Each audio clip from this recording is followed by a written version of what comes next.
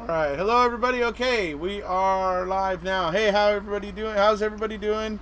We are here live today with the Hod and Mr. Capaldi there, and we're going to be chatting about Mr. Joseph Evans. Obviously, that's the topic that's on everybody's mind right now, and most people are talking about. So we're going to go ahead and give our thoughts on it, and talk about it and kick it around a little bit. So, and maybe some other things. Particularly, and I'd like to get Mark's thoughts on this too while he's here.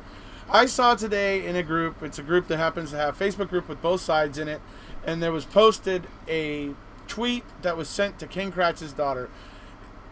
Let me just say, folks, this tweet was full of, just vitriol and threatening, all kinds of things, and just bad, really, really bad. Let me just say one more time, supporters, do not do those things. Please do not make me see the day come when King Kratz is filing some kind of a lawsuit against supporters for this kind of crap, and being able to claim this in his lawsuit. Please just try to limit that. Stop it. Don't do it. I know you're outraged and you think King Kratz is a really bad guy, and I get all those things, but don't drag his daughter into it for sure. If nothing else, don't drag his extended family into it, please. At least try to not do that. Your thoughts, Mark? Oh, absolutely. With due respect to our supporters, you're not really a supporter if you start doing that. Ken Kratz's daughter has nothing to do with this matter. He should, and it's extremely just straight out wrong that they should be dragging, third party people in. That she and it shouldn't even be entering your mind to think about those sorts of people. It's a bit embarrassing. No, it's more than it is. It is embarrassing to think that people who support Stephen think that's okay. It's not okay. Never okay. Nope. And focus on the issue. The issue focused on law enforcement personnel. Yes. And the injustice facts. too. The facts. That's all that matters. Far more helpful, folks, than vitriol tweets over on Twitter. You know what I mean? In fact, with again, due respect to all supporters, if you have to revert to personal attacks on people who have nothing to do with it, it says a lot about your lack of commitment to the facts. There's plenty to chat about in the facts. Do your work and focus on those, and leave Ken Kratz's daughter out of the matter, or anyone who's in that sort of extended world. If you can't stop yourself from, making statements you probably shouldn't to him, please stop yourself from doing it to his extended family. Please just don't. If you're supporting Stephen and Brendan, that really only makes supporters look bad. I know it makes you feel better in the short term because it makes you feel like you had a voice and a say or something, but really, it's ultimately detrimental because it's not the kind of activity we as supporters want to be connected to. We want to be reasonable people looking at the facts reasonably and going, yeah, this ain't right. You know? And that's where we want to be, not this kind of stuff. And God help me if Kratz ever makes some kind of a case and ends up in court because of it, because that will just be a tragedy basically. So let's not do that sort of stuff. Just wanted to put that out there, just in case anybody out there who's doing that sort of stuff is listening. I know it's it's the Sith way. It's darker. It's more seductive. It's quicker. It's easier, but it's not ultimately. The people moderating those particular Facebook pages, if that's what we're talking about, or wherever. This was on Twitter, but yeah. Oh, okay. They should just delete any of those sorts of comments. I know you can't do that on Twitter, but on the Facebook pages you can. Yeah. So when you have on a page, right? Yeah. Yeah. All right, so that's it for that. Okay, moving on to Mr. Joseph Evans. Obviously, I've already talked about it quite a bit, so I think I'm gonna go ahead and let Mark have a chance to talk about it here for a minute. But essentially, the guy has very little credibility. First, he was saying Stephen confessed to him, and he had this quite detailed little story that he told, but it was ultimately unconvincing. And now he's done it. So, I mean, some of the things that stand out to you right out of the gate on it, Mark. Well, I guess Mr. Evans comes with a history. So, as in terms of his accusations about Stephen saying things to him, um, you then have to you go to the story that he tells. Is you can pick holes in the story so clearly that undermines the credibility of what he's saying. You then have to wonder the fact that he sends a deposit slip. Yeah. With a letter. That's a remarkable kind of element of his behaviour. And there's quite a bit in what he does say that doesn't seem to me that it's come out of his mouth, like he's retelling someone else's story of what he should say. Yeah, well, right. Yeah, Which and is that my one sort of concern about him. The one credible thing they might be able to look up and look into is his potential maybe contact or connection to law enforcement. I mean, I have maybe this idea, maybe he used to be a CI, confidential informant, back before he killed his wife or something like that. I get the impression he probably had contact with law enforcement if he was popping pills and drinking brandy as much as he is in that story. He was probably having a fair amount of contact with law enforcement. And another point which I mentioned in a chat with Paul the other day, and was kind of brought to my attention by a supporter on Twitter, was that why did Ken Kratz make the statement when this first came out? Oh, I'm not commenting until I look into this further. Right. Why would he not immediately say, well, obviously that's bogus. Stephen Avery is 100% guilty. I convicted him. Right. So that didn't strike me at first, but then I thought about it. Yes, why didn't he just straight out debunk it? Or was that because he was worried that maybe there was something in this that might unravel Ken Kratz's narrative on the case? Yeah. Or maybe did he not know the name yet? It wasn't until the next day that the name came of Joseph Evans. So, yes. But even still, that's to me still interesting, because maybe that's why he answered that way, because he didn't know it was Joseph Evans, in which case he would have obviously been like, oh yeah, that guy's nuts, Mm-hmm. But maybe because he didn't know it was Joseph Evans, he was actually like contemplating like maybe who it could have been, and so he didn't want to comment. Like, just because he didn't know, he was like, let me just sit on it. Let me just, I'll what do they call it? I'll check. Playing poker, right? Yeah. And, forgive me that I probably don't know this as well as I should. And the relationship between the film producer, Rek, and Kratz, right, is that a close working relationship? They do seem to be kind of buds, or at least they have some.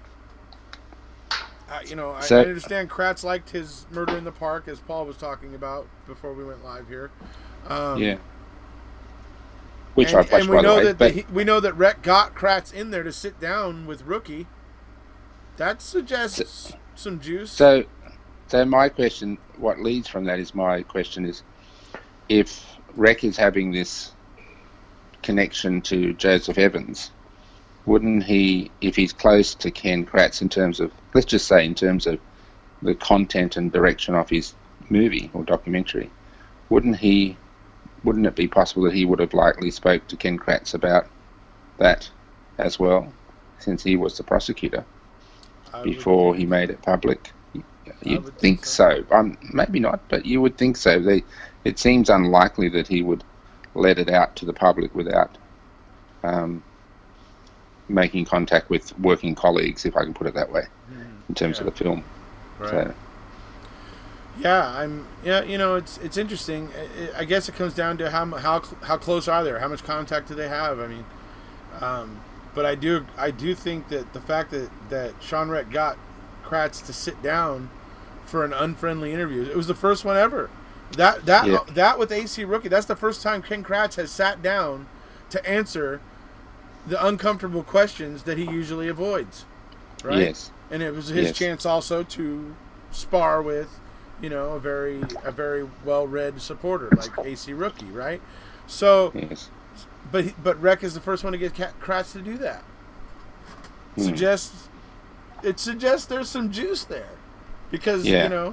I've been wanting Ken Kratz to do an unfriendly interview for 3 years, and it wasn't until 4 months ago that we finally got that little clip on Twitter. It was brilliant. Anyway, corners. Paul What do I need a Capaldi. corner for? They just come and kick the body and say they're dead. Oh, you didn't say that, Ken Kratz. No, you did. You're Ken Kratz, and Well, you did. I mean, really? I mean, when you hear him say that, I don't mind that he wants to hold a different view about the narrative of Teresa's death. I mean, even though I obviously don't agree with him, but Right. to talk like he spoke, sorry, to speak in the way he did regarding the coroner and kicking a body, and his whole body language is so, it's just Yeah. disgusting. Yeah. You can be on the other side of the fence and still behave respectfully, Yeah. but that sort of stuff is just crap, Oh yeah. and says a lot about his character, at least in my opinion, anyway. So, Yep. So yeah, I mean, I guess when it comes down to it, how much did Kratz know about Joseph Evans? If how close is he to Sean Reck, and that sort of thing. I don't know. I'd be interested to hear. I don't know whether they're accessible, but recordings of phone calls from the prison from Joseph Evans to whomever over whatever period of time. Be interesting to know who he's been in contact with in the. Let's say, when did that reward thing come out? That clearly was a trigger for The Joseph reward was Evans. like 2 weeks ago, I think. Yeah, it was this month, wasn't it? It's still this Yeah, it month, was like right? 2 September. weeks or maybe 3 weeks ago. Yeah, so in the recordings of the last 2 or 3 weeks from him to whomever would be interesting listening. I don't know. They may well be private. I don't know what the rules are about these things, but yeah, you'd have to think that there was more than him just thinking about this matter in his cell in prison. He's in Boscobel, I think. Right. He was in Warpond for a while, but he's in Boscobel. Right. Which actually, interestingly, is a prison Stephen used to be in before he got to Warpond. So, Right. Right.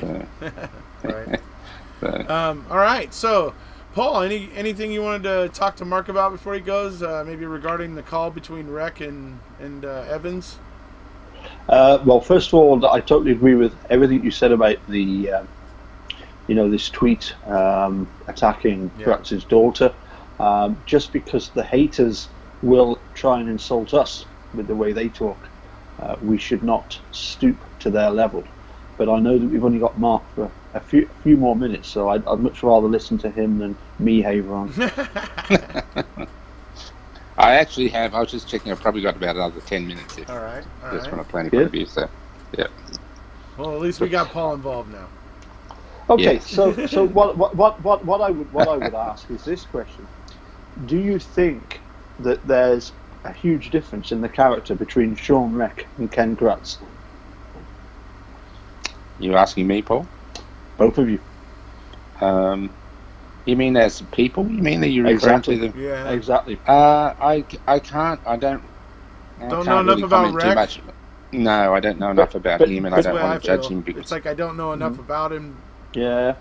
But On the based surface, on- I mean, if judging by everybody so taken by his documentary "Murder in the Park" and all that, on the surface, I would say he seems to be a pretty reasonable guy with kind of normal sensibilities. But I don't know. Maybe. I think we'll learn a lot about that in the way if it ever comes to light, the way his documentary is structured. Yeah. I think his credibility as a producer will be on show in the way he structures the documentary. Yeah. So, I mean, it would be funny if it ends up in the end that yeah. he was on the state side going in, but Yeah. slowly turned as the process went on. You know what I mean? And has been planning now to just show what all the crap he's finding, that he's just I mean, if I had agreed to do this documentary and then had seen the recent development that they're saying they gave the family animal bones, I know that would kind of shake me a little bit from wanting to make that documentary. That would make me a little less gung ho. Well, I think, or maybe it would make you a little bit more enthusiastic, because you know that this story that, as you said, has started to take a different course in your mind. Yeah. And therein lies part of the story. That is, you can be told one thing, and then when you find out the deeper issues, you can realize, hang on, none of that older crap stuff makes sense at all. If you're a true documentary maker without a bias towards a particular telling of the facts, then you should be encouraged by such changes and direct the documentary along the path that that the evidence is showing. If he's going to follow the evidence as everybody's saying should be done, well, the evidence is going to lead you to a 50-50 road. It's going to. Yes. I mean, really. I mean, well, let's put it in a least confrontational manner possible. I mean, ultimately, following the evidence in this leaves you at a 50-50 road, because you're like, well, it kind of looks bad for Stephen, but I can't put any faith in any of this crap that I'm looking at. And it's like, and I see these other avenues that could have been investigated that were not. I mean, not even one step was taken down that road. And it's like, and you're just sitting there going, yeah. And ultimately, that's where I was after watching the documentary. And I was there for few months, long time, 8 months or so. I was in that area just going, I just felt like it was like a desolate wasteland. There was no clear anything to prove anything. I don't care what the court said. I was looking at everything just going, no, this is all bogus crap. And so ultimately I went on the side of no. For all of this bogus crap to exist, for all of this to somehow have, gotten together and flown through the courts system and passed, no, there had to be some manipulation behind the scenes to make that happen. And that's when I decided, you know what? Yeah, I think that the state was pulling some shenanigans here, and that this all came somewhere else. This all came from somewhere else, and their crime scene was somewhere else. All of it, and that's why we don't see it. Yes. And those sort of things, and so ultimately I ended up on the side of Stephen's innocent. It's all the major elements that you're looking for. That is a thorough and independent investigation, dealing with conflicts of interest, allowing the independent coroner to come to the scene, allowing the forensic people in terms of photographing properly the alleged crime scene of the fire pit and so on. All that's just normal, proper police behaviours and law enforcement behaviours didn't occur. And you go, well, why not? And it's not just one of those; it's all of them. And it just leaves you to the view that what we learned through the trial was extremely contrived, and guilt is supposed to be guilt beyond a reasonable doubt, right? I mean, can anyone realistically say there isn't reasonable doubt here? Yeah, I believe there is. Yeah, a whole truckload of so, it. So, and we won't go into the story with Brendan. That's just, I mean, I can base it on Ken Kratz in his opening argument, in his PowerPoint, having a little sign when he showed the back of the RAV4, and a little thing where it showed an arrow pointing to some blood that they had found, and it said Stephen Avery's blood found on the back of the RAV4. Now, thank God it stuck out to Jerry. Jerry saw that and went, what the hell? Okay, it's Ken Kratz lying again and again and again and again that this adds up. And if you think Fallon isn't a liar, no. He told Brendan's jury that innocent people don't confess.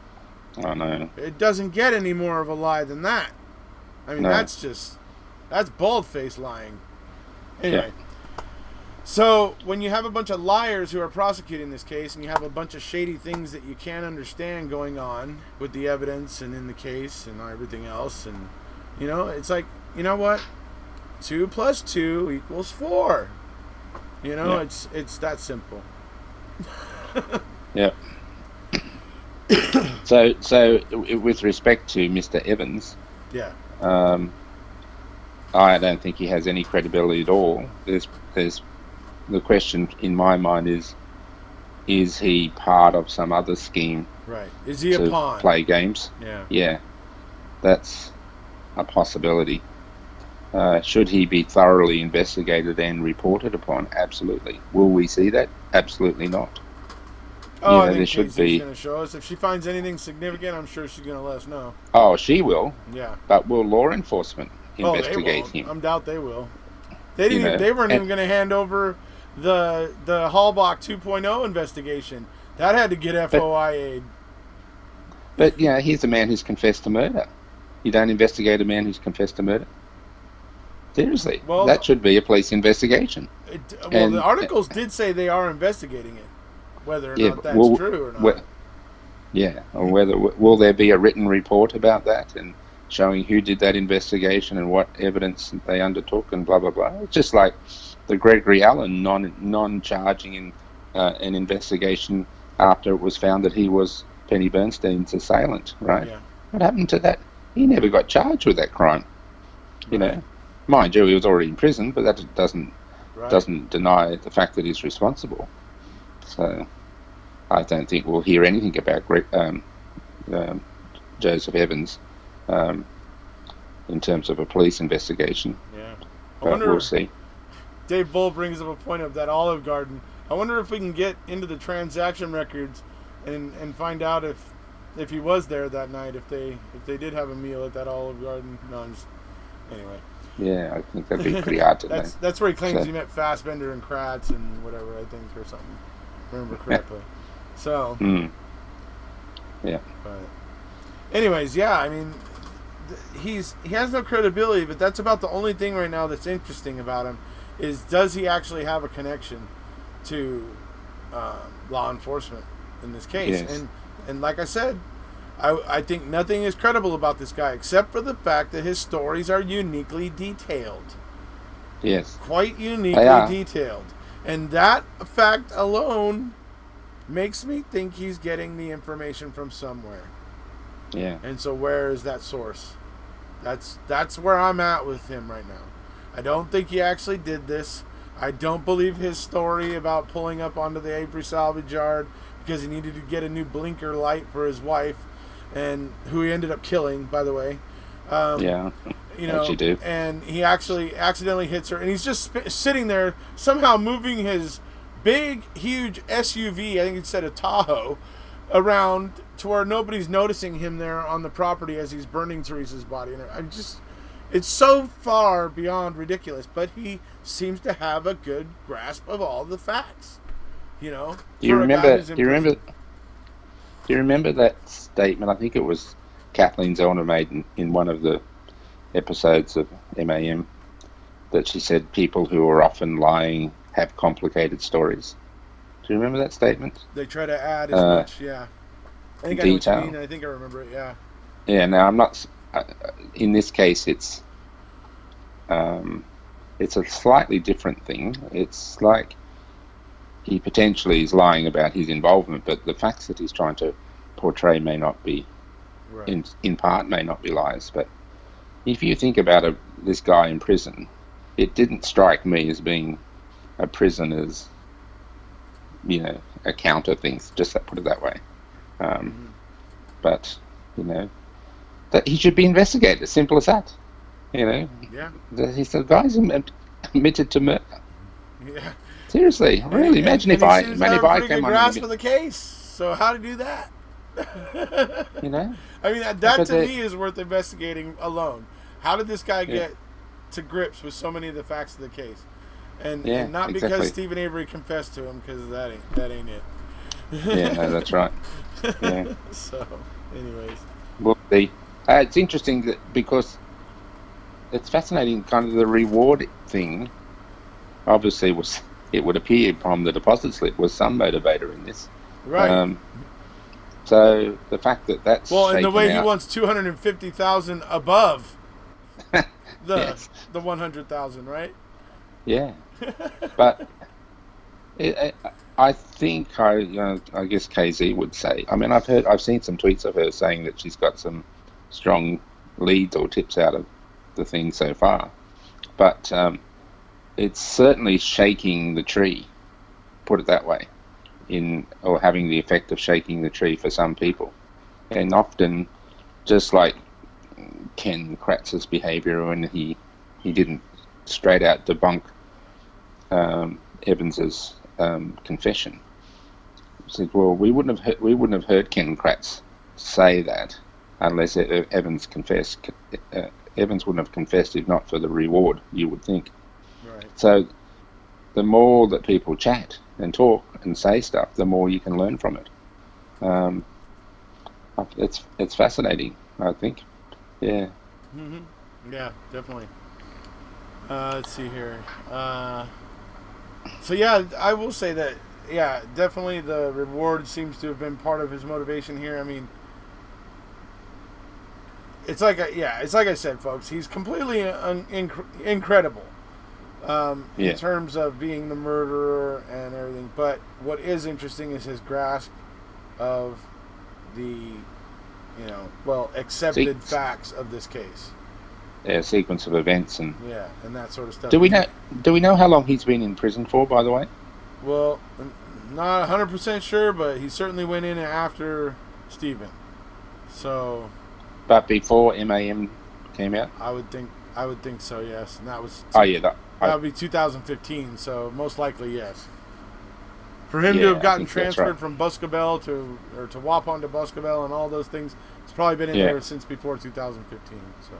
Yeah, so there wouldn't be too many, the communication opportunities inside the prison for detail are very extremely limited, unless they're being fed to you. So, they don't get Netflix, for example, in the prison. Right. And I mean, Stephen knows. I know from first-hand discussion with him, he knows very little other than what people tell him about the documentaries, because he doesn't get the chance to see them, and so you'd have to wonder, as we've said a moment ago, that in Evans's case, whether this detail he seems to have in his head has been passed on to him, and what was the motive for doing that. So he's it's wild. And I remember, I had the same little, kind of red flags go up when he said Steve confessed. Just like when I was reading this one. I mean, I'm just like the same, like, whatever, goosebumps, same whatever, spidey sense tingling, however you want to refer to it. But I had the same thing happen. I mean, it needs to be explained, and hopefully it will be. Where's the source of his information? Because it's a little too detailed for me, and I'm very interested to know. Can I tell you? I know you know this, but there is no way in the world, stake my life on it, that Stephen Avery would ever confess to something like this. Not because he wants to lie, because he just didn't do it. Right. So he didn't before. Even though he could have gotten out if he did, he didn't do it. So if people hear that he said yes, I did it, and blah blah blah, that's just always going to be bullshit 100% of the time. So. Yep. Absolutely. So. Well, my friends, I might have to toddle along if that's all right. Alrighty. I can't believe that gentleman on the bottom of the screen has kept quiet for so long. Yeah. He's on the side of the screen for everybody viewing it at home. Oh, he's down below for me, but he's that way or that way? Yeah, that way. Nope, the first one. Oh, that way. Yeah, right. That way. Okay. Yeah. I just feeling a bit sorry for you, Mr. Erekose, because with that accumulation of silence, you're in for it after I leave. Yeah, you're probably right. Well, thanks for being here, buddy. Yeah, pleasure. Good to speak with you, and no doubt we'll have another chat soon. Sorry, I'm a little bit limited in my time this morning. Yep. So, All right. Have yeah, fun, take buddy. care. Okay, bye now. Catch you soon. See Cheers. you, Paul. Bye. Yeah, what I was going to say was I've seen Ken Kratz promoting Murder in the Park. I've seen him promote it. I've heard him promoting it. Yeah. So I don't think it's quite the two-way street that Ken Kratz would like it to be. I think Sean Reck with his Murder in the Park, I think it was a quality documentary in the same way that Making a Murderer was. What, of course, attracted Ken Kratz to the Murder in the Park story is the fact that we have these journalists being led by a college lecturer. And these journalists are sort of investigative journalists, and in order to try and get rid of the death penalty in Illinois, in Chicago, this David Protest persuades via a false confession this other person to admit to a murder that he hadn't actually done, and this results in this Anthony Porter being released. So you can see straight away where Ken Kratz is coming from in his desire to promote and tell everybody you should watch Murder in the Park, because if you're not careful, this is how it's going to end up with Making a Murderer. You're going to end up releasing Steve and Brendan when they were really guilty, but because of the following, because of the pressure that was brought on by, in this case, filmmakers.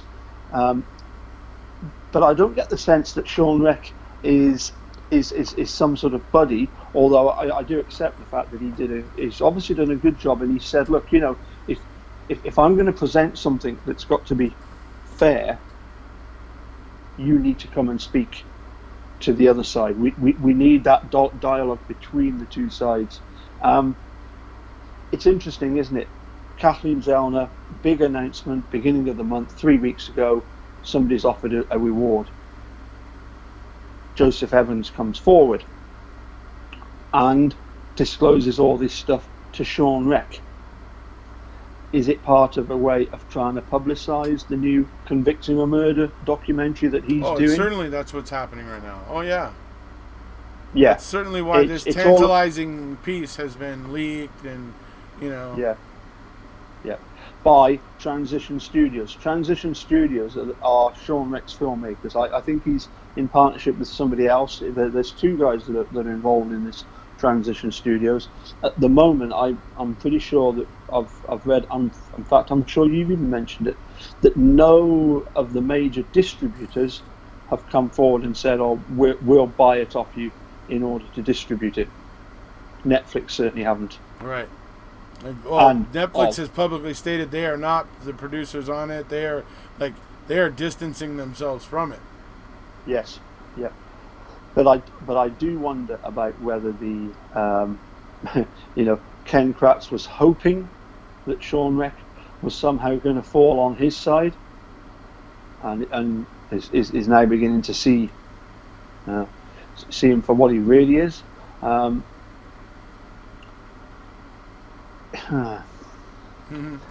Is it possible that, as you say, having started out with this idea that there's some people out there that think that it was biased towards, that Making a Murderer was biased towards the defence, and you can see that the fact that they're interviewing family members of the Averill side and not the Holbach side, there are some people that might sit on the fence saying, well, yeah, maybe that's the case. Maybe we didn't get to hear the other side. Well,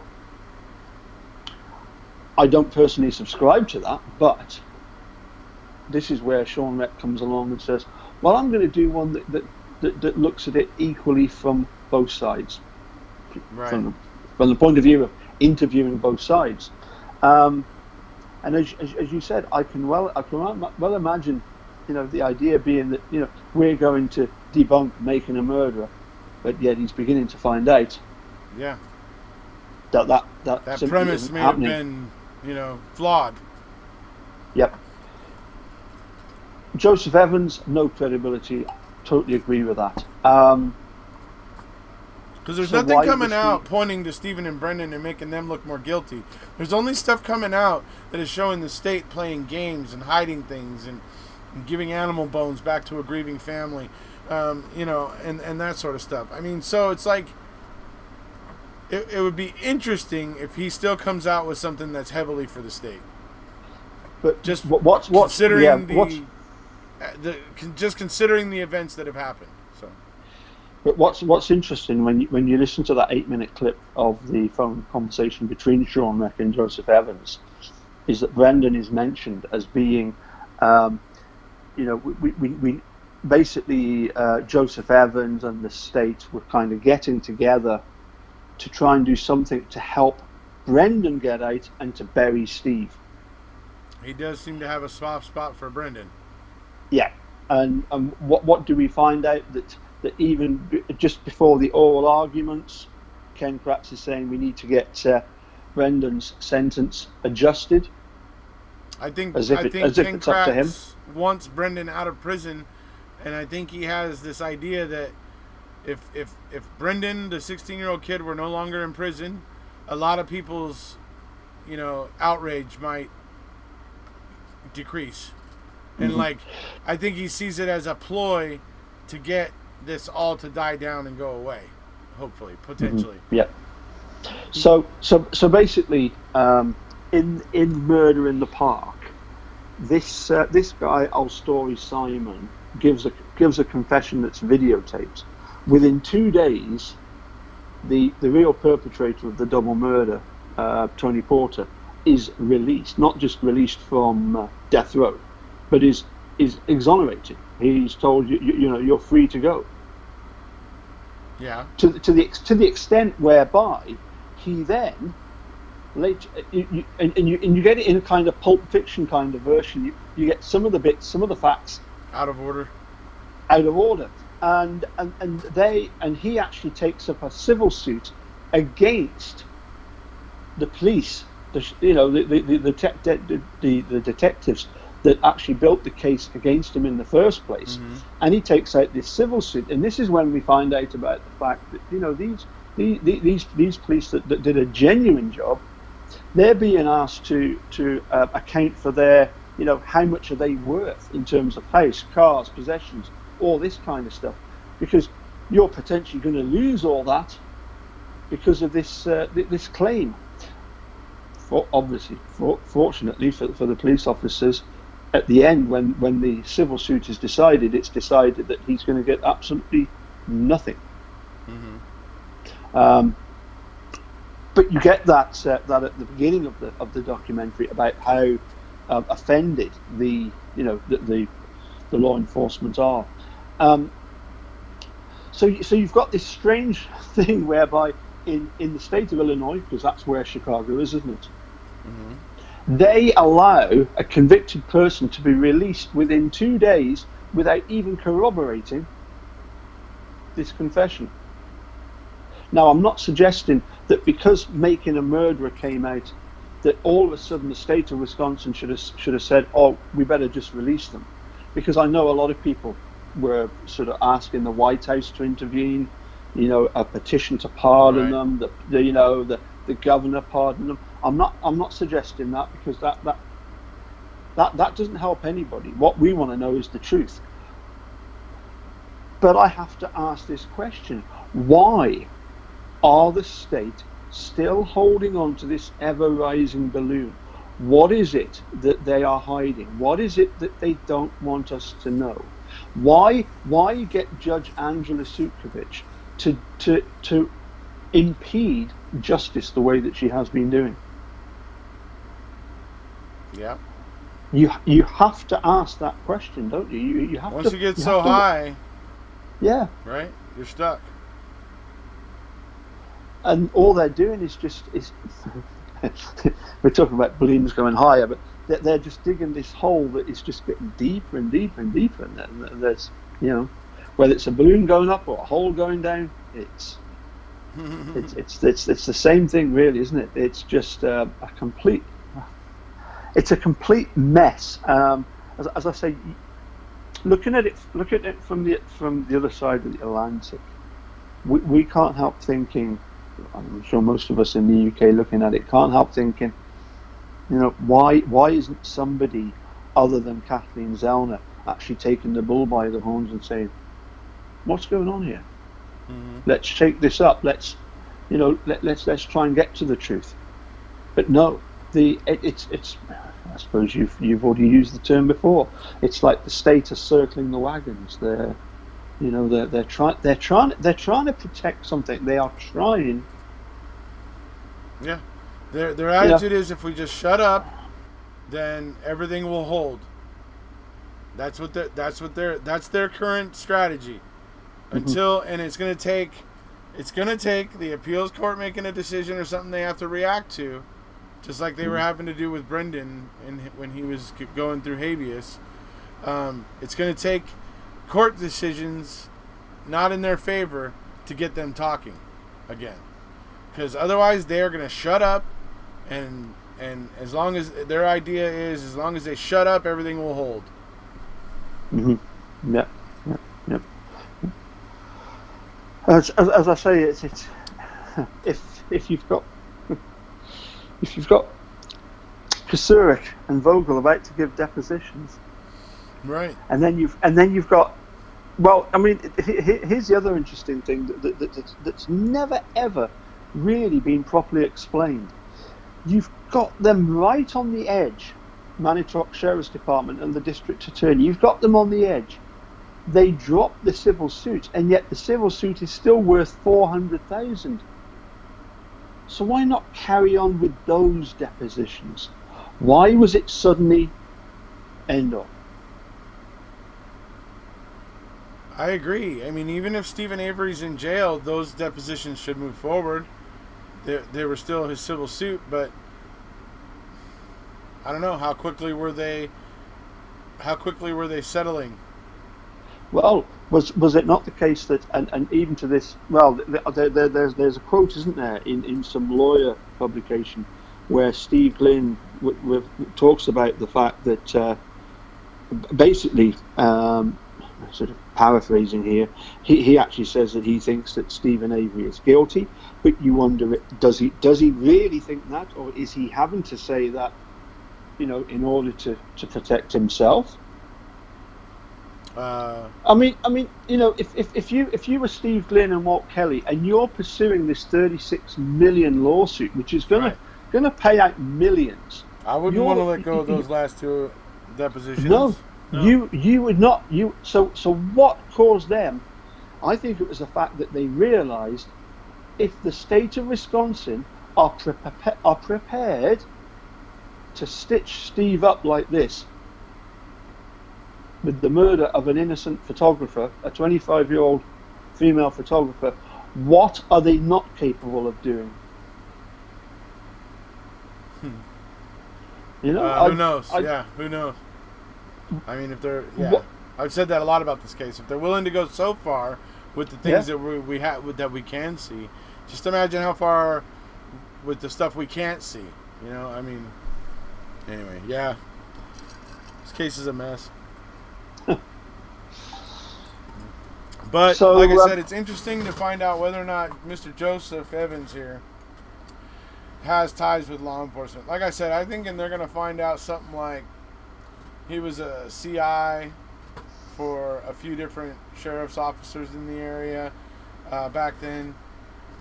Because like I said, he seems popping pills and drinking brandy seems like what he liked to do. And that would certainly have gotten him noticed by law enforcement in the area. Orville Jacob was the same way. He was basically a drunk that kept getting into trouble, and they would use him. So.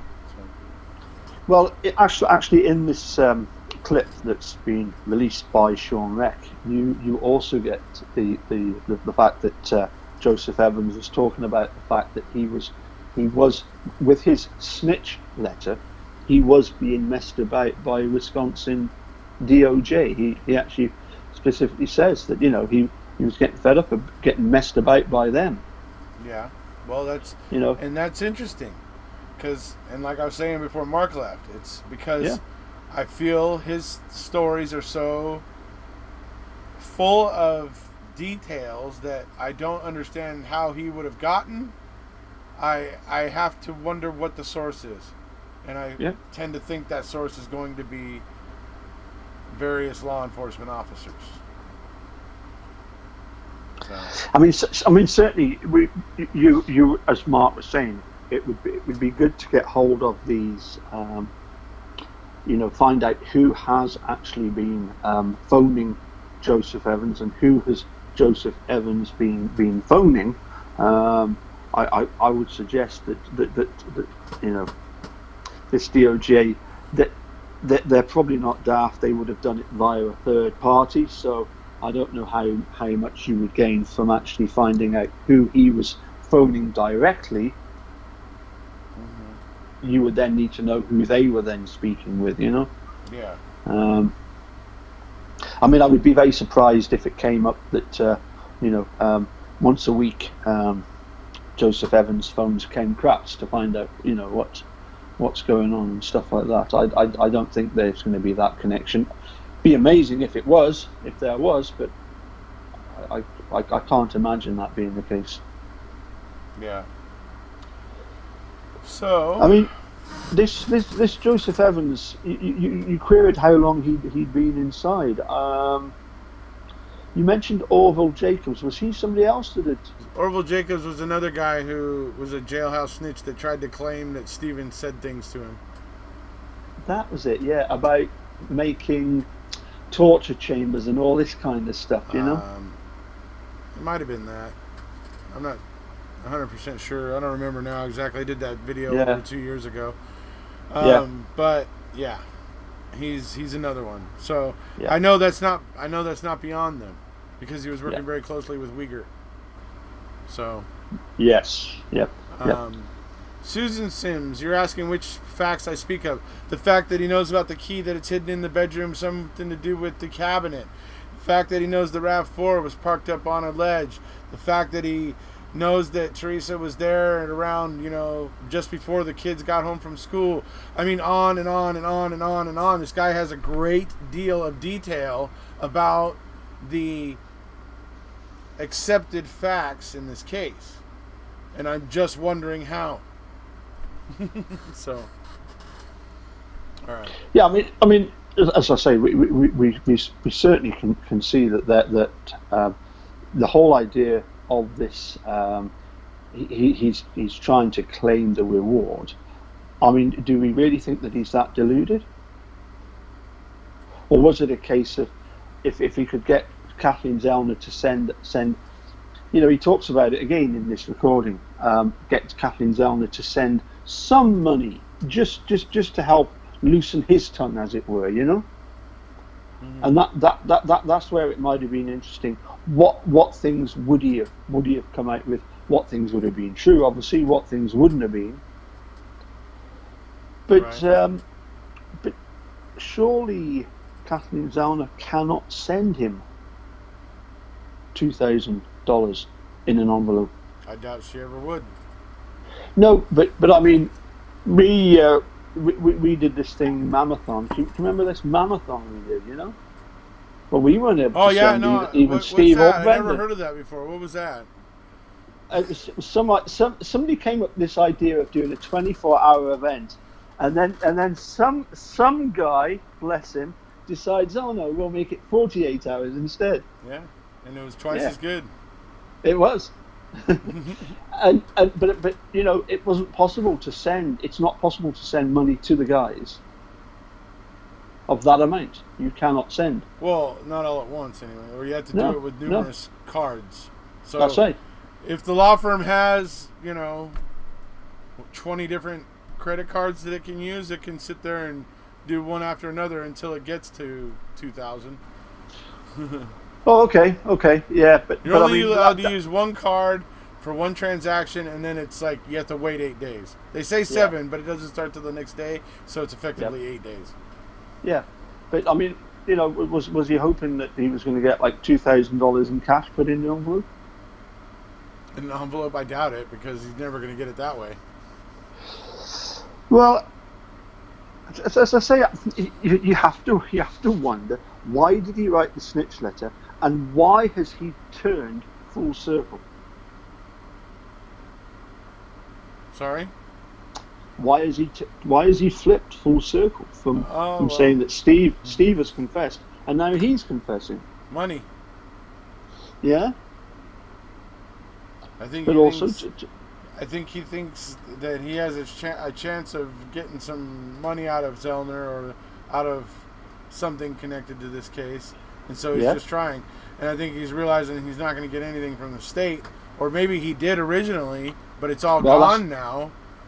Well, that's one of the things that he talks about in that transition studio and that transition tape, about the fact that he was never going to get from the state what he wanted.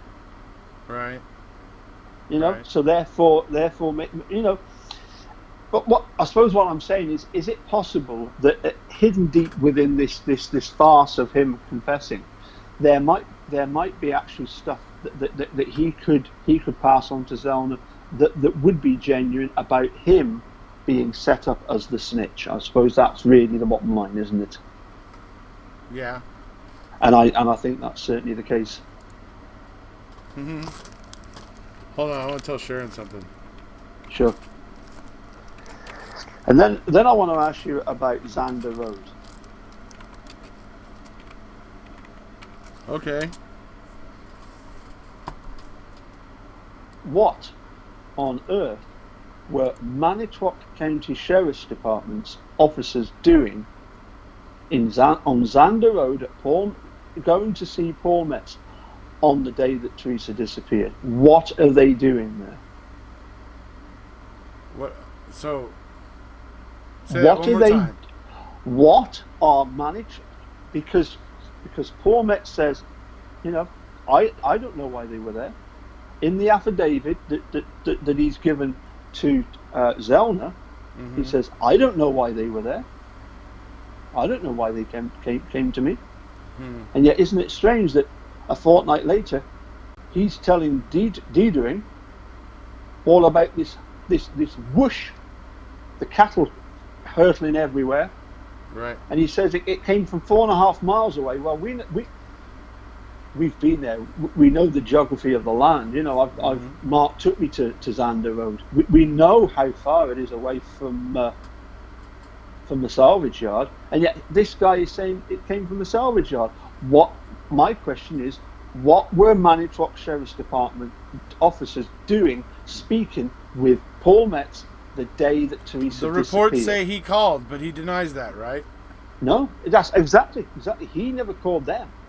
I know. The reports say he called them, and that they called him back, and that they went out to meet him. That's what Queso says. So it's interesting that his affidavit says different. So. Yeah, and in the affidavit he says he doesn't understand why they were there. Collecting things from the original murder scene. I've often thought this. I mean, some people don't think it's a good idea. Some people don't like it. Zellner clearly doesn't. But I think there's something to it. I think that may be the original crime scene. Well, I think what you refer to, and quite rightly so, is that there was definitely, there's clear evidence that was where they were going to frame Stephen about, because of Stephen having this interest in this property at 3302 Xander Road. Yeah.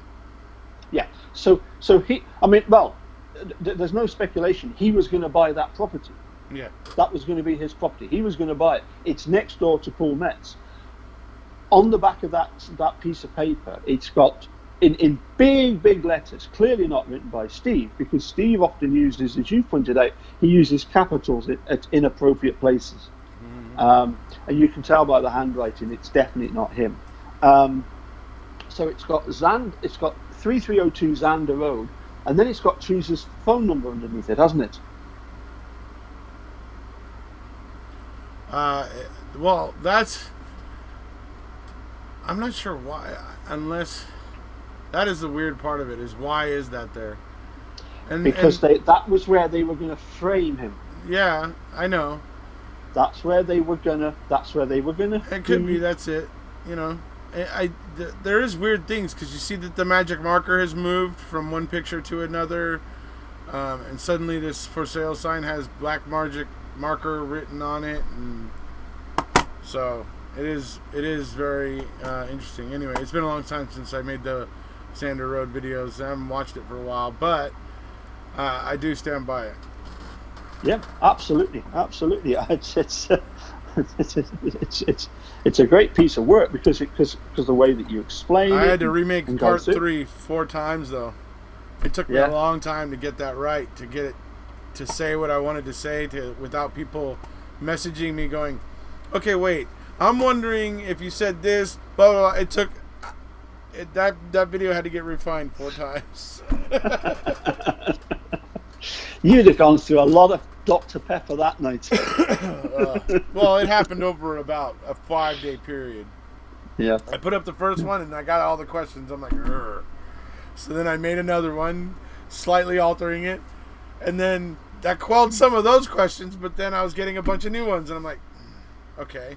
So then I addressed those in the third one. It was funny. It was finally I got to the one it's at now, and that was the one where everybody was like, okay, all right.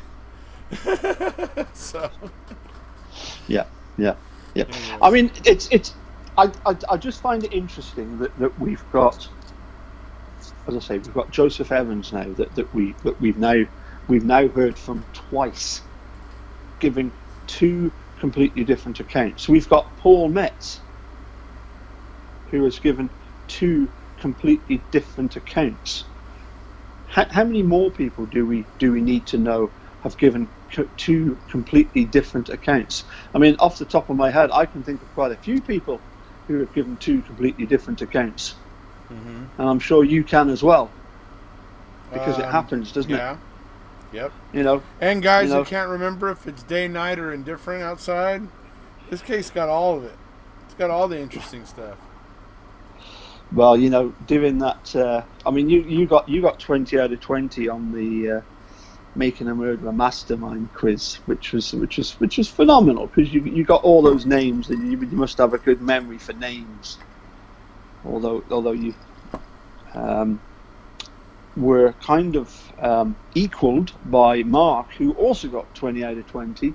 Yeah. And some of the questions that we were going through were to do with the depositions that were given by the members of Manitowoc Sheriff's Department back in the 85 case. And again, it's really telling the vagueness, the obtuseness of some of their answers. They really don't want to be answering. They really don't want to be there, and they'll just give, like Ken Peterson, when they ask him, well, you knew that Lenk and Colburn were making depositions on this day. Oh, I wouldn't know. What do you mean you wouldn't know? You're the sheriff in charge of them. He's your lead detective.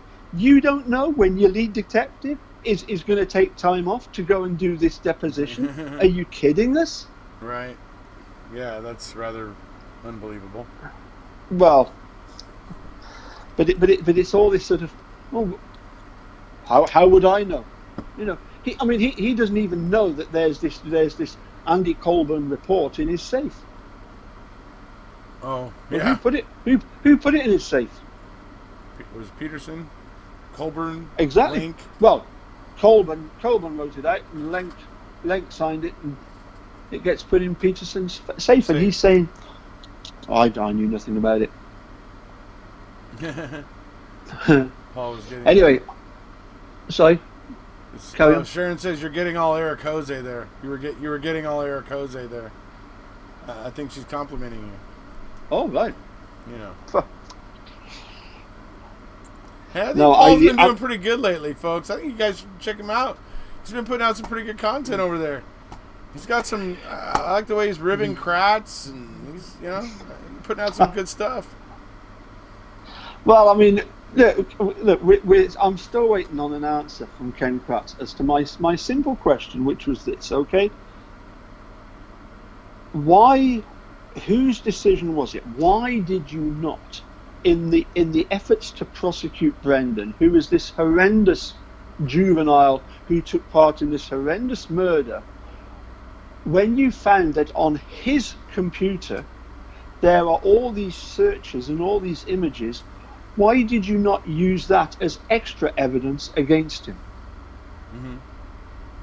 Yeah. And he's still not come back with an answer as to why they didn't use Brendan's computer as evidence against him. Right. Right. It had all that stuff on it, right? Yeah. They just knew that it would end up. They knew that it would end up getting called out. The defense attorneys would end up going, "No, this was actually Bobby's activity," and that would have been it. It would have been like, boom. Yeah. Yeah. And you know, here's the strange thing about that. You know, I remember when we first found out about that, and I don't suppose that for some people the opinions have changed at all. That, you know, it for a lot of people that points immediately to Bobby being guilty. But as we've discussed before, in actual fact, juveniles of a certain age will look up the most horrendous stuff. Sure. If it's there. It's like I Just said, when I was a teenager, curiosity. There was a VHS video that we would go down to the VHS store and we would rent it. And we would get together and watch it together because we would all get grossed out together and everything, and it was called Faces of Death. And there was like, I think, versions 1 through 4 or something. And it was really disgusting stuff of footage, and like mainly in countries where getting that kind of footage isn't illegal, where they were basically cutting people open, pulling out intestinal tracts, all kinds of just nasty, nasty things, really, really gruesome stuff. But as kids, we were just like, that was like what we thought was cool or fun, or, you know, it was a test of like how, you know, macho, if we could watch them, and, you know, that's, you know, all that kind of crap you go through as a youngster, you know? Yeah. So. And, you know, so therefore, could Bobby have been the one that done it? Quite obviously, yes. You don't suddenly scuttle away from your caravan and follow somebody, you know, without there being some suspicion, and probably some very strong suspicion. Mm-hmm.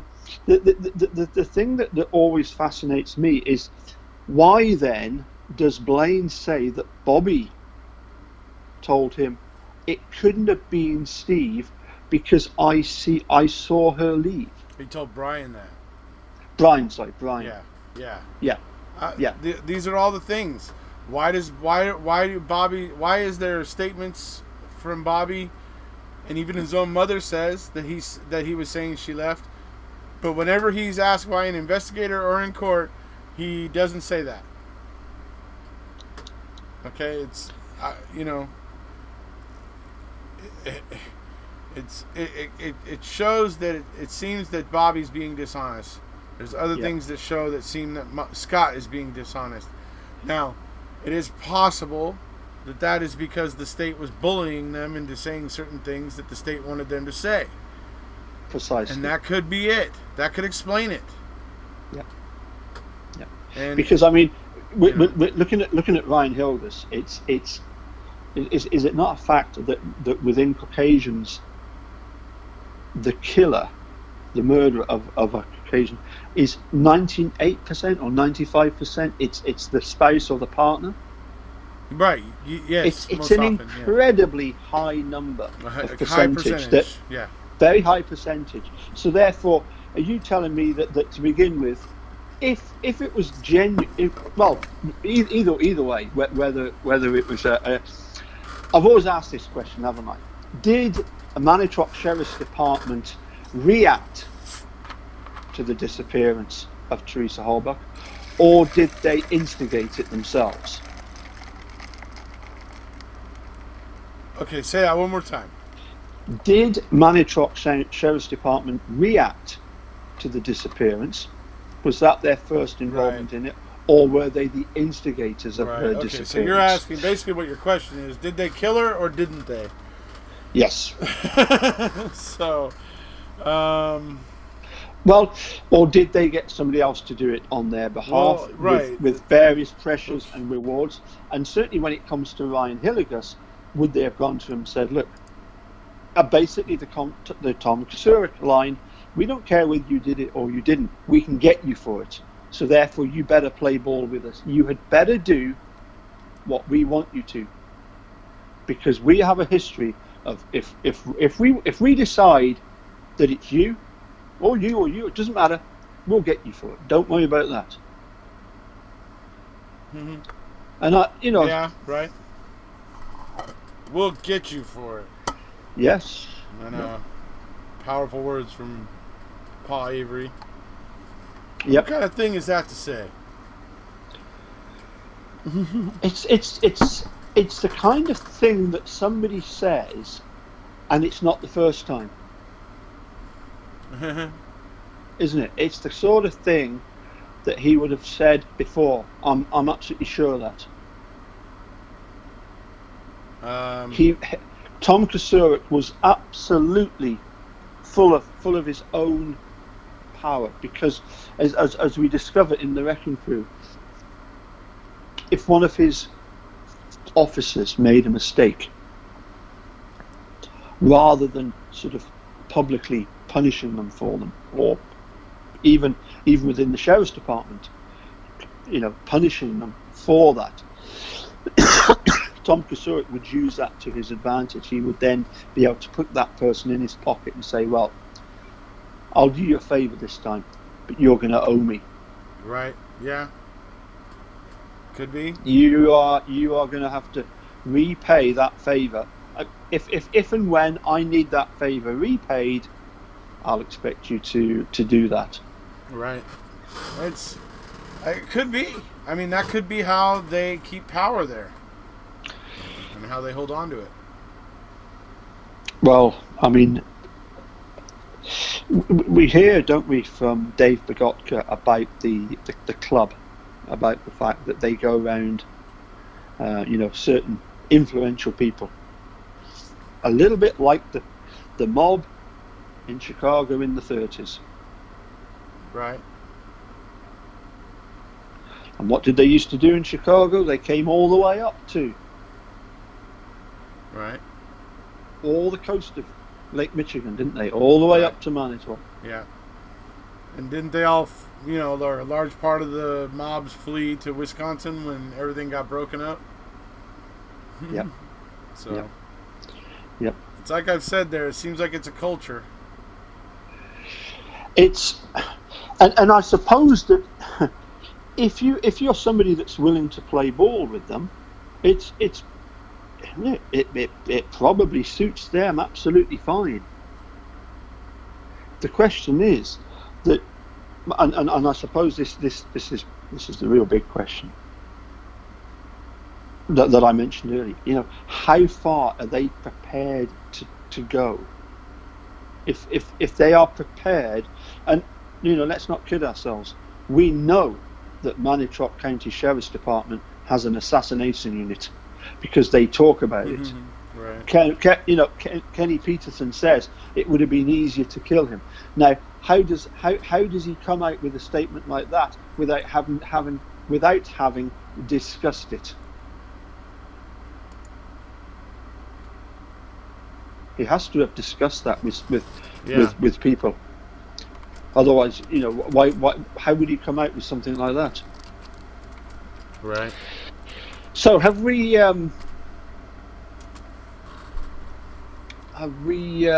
got any questions? Well, let's see. Anybody got any questions for Paul and I before we wrap up? It's been a little over an hour, so I usually like to try to wrap up at this point, just so it's easier for people to rewatch later. When it gets to be 2 and 3 hours, people skip it. Oh yeah. Chilling Sunshine can drop the link. If someone in. Same thing with Jeffrey Epstein regarding a web of guilt and obligation. are. You have to send me some links to catch up, buddy. Okay, we'll do, Gina. And hey, you know what, Gina? I'm still planning to have you on the channel, by the way, just so you know. So. so somebody better to look at than me. Well, you know, Gina is very pleasant to look at. But anyway. Yep. And they eliminate the person in prison if they are willing, as far as they need to go. I'm not sure what Travis is saying here. I think I must have missed a beat here. Prison really did have some evidence. Do you understand? Are you looking at that? Do you understand what Travis is talking about? Oh, Smokey can't make it. Cute. Suzanne Bonneau thinks you're cute, though. Me or you? You. Paul. Oh. She says Paul. She must like little hobbits.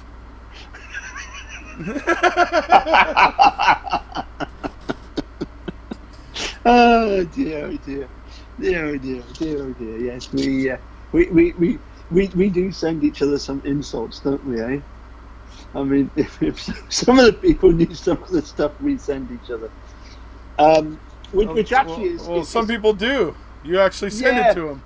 Yeah, it's quite interesting, isn't it? Because going back to this very, very first thing where we were talking about, well, you were talking with Mark about the fact that, for goodness sake, don't go sending stuff to Ken Kratz's daughter. Yeah. I mean, what has she got to do with this? And it seems that somebody commented that Ken Kratz actually said at one point that he doesn't actually have one, which is bizarre. Because who was portraying this as his daughter and all this? What was all this BS that originally occurred if he doesn't? But not only that, I don't care if it's his daughter or not, folks. Don't do it. Don't even do it to him. If you can't help yourself and you just gotta, do things to him, well, go ahead, I guess. But ultimately, if we want to look like reasonable, level-headed people, so that our arguments find purchase, we don't want to be associated with stupid things like that. We don't want Ken Kratz to be able to raise a lawsuit and things like that. We don't want that. That will be absolutely ridiculous. So we don't want it. Yeah. If you want to really insult somebody, you do it through politeness. Yeah. You kill them with kindness, folks. You can say stuff to people that will really rattle their cages. But just telling them, I hope you die of cancer. I hope you get this, that, and the other. It's just like that is just. Yeah, we all have like an immediate SH1T talk. That is just stupid, Yeah. And it's not actually as effective as if you can say something to somebody, but in a polite way that makes them look like the complete clown that they are.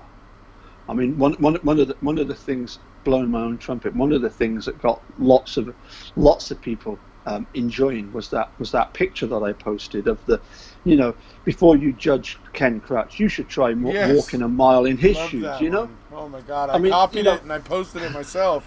Freaking loved it. Because that's something that you're not being offensive towards him.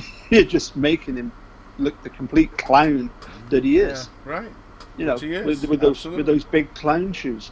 And yes, it's a case of when certainly when I first started off. Now you referred to this in your video yesterday about the fact when I did my first video, it was just really just a way of putting down on record, on film, the conversations that I'd had. And you said, and I said, well, I'll just do the one, because I didn't want to sort of tread on your toes or anybody else's toes of the people that are already out there.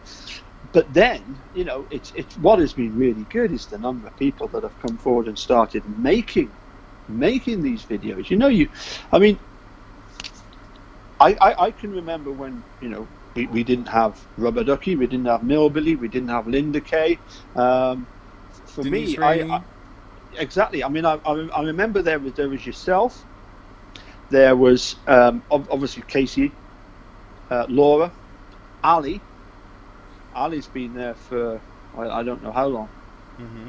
You know, she's always been there. She's been there like about as long as Casey. Yeah, yeah. But then we've got all these other people that are coming up and doing their own stuff and giving their own opinions on it. That's another thing, you know. if I've got an opinion about what the case could be, and somebody else has got a different opinion, I'm more than happy to be proven completely wrong in my way of thinking. I'm quite happy about that. Yeah. All I'm saying is that looking at it from across the Atlantic with hopefully some sort of level-headedness, I'm looking at this and I'm saying, this doesn't make sense. This is trying to hide something. This is trying to cover up something, and the fact that this is quite good. Possibly go for it, folks. King Kratz made a tweet yesterday where he was saying that Wiegert and Fassbender, in Brendan's confession, that Brendan had alluded to the fact that Stephen Avery had filled buckets of bones to get them dumped all over the quarry or whatever, right? And he said that was in Brendan's confession. I immediately came back with an answer to it and said, did Fassbender and Wiegert suggest that to Brendan? Likely, like pretty much everything else. Perhaps they were desperate to try to explain the bones being scattered through two quarries. We know Fassbender fed the idea of Stephen going under the hood, along with many other things, #80 more things. Ken's tweet that I was responding to is no longer available, folks. Poof. There's just vapors there now. Yeah, but as TikTok Manitrop pointed out, you can delete a tweet, but people have already taken screenshots of it. Yeah, I'm sure there is. There's plenty of screenshots of it. You guys can go find it. It basically says what I said it said. Basically that in Brendan's confession he claimed that they were filling buckets with bones to be dumped all over. It's like, why not all of them? Why leave any? I mean, it's like, why are you just putting part of the bones over there? It's none of it makes sense, because none of it is going to end up in anything that's going to like amount to a change in the situation. If there's still bones in the burn pit, and Stephen actually did this, and there's still bones in the burn pit, he's still implicated. So it doesn't matter that he made 5 trips to the quarries. I mean, it's like, usually people spend their time doing things that are worthwhile and have a chance of working. And that seems like one that wouldn't work. So, anyway. Yeah, it's Brendan just, as you say, he gets fed everything, and on the rare occasion that he doesn't get fed it's because they're asking him to guess. They're getting him to guess until they get something which is what suits their story. And also they're feeding it to him. By asking yes or no questions, they're conveying information in the asking of yes or no questions that is cluing Brendan in to what they want to hear. Right? That's what's happening. So, yeah. Travis, let me see. There was, what happened there? Oh, no, I didn't rearrange the room, Travis. It's just that on this app that we're chatting through, for some reason I'm a reverse negative. Look at my shirt. Classically is spelled backwards. That should always be your first tip. So anyway, sorry. Okay, so that's about it, folks. We're going to wrap it up with Paul. Anything to say to the nice folks before we wrap up here, Mr. Capaldi? Be classy for Brendan Dassey. There you go. One of my favorite hashtags. So, all right, folks. It's been fun. Hope you guys all enjoyed it. Talking about the case today. I'll try to do something tomorrow. Everybody be looking out for tomorrow morning. We're gonna be responding to Wee Scottish Lass over on my other channel. For those of you who don't know, she's a very popular YouTuber over in Scotland. She's got over 60,000 subscribers, and her and I are having a bit of a back and forth right now. Fun back and forth, but we're having a bit of a fun back and forth over on my other channel. For those of you who are interested, go over and check it out for tomorrow morning, or sometime around midday Pacific time. For an upload where Miss Sharon Sunshine and I will be we'll be making a response video to her last video that she responded to us. Anyways, fun stuff. Go check it out on the Doctor Who channel, and you'll get up to speed. And thank you for being here. If you haven't already, please hit subscribe, and we'll see ya.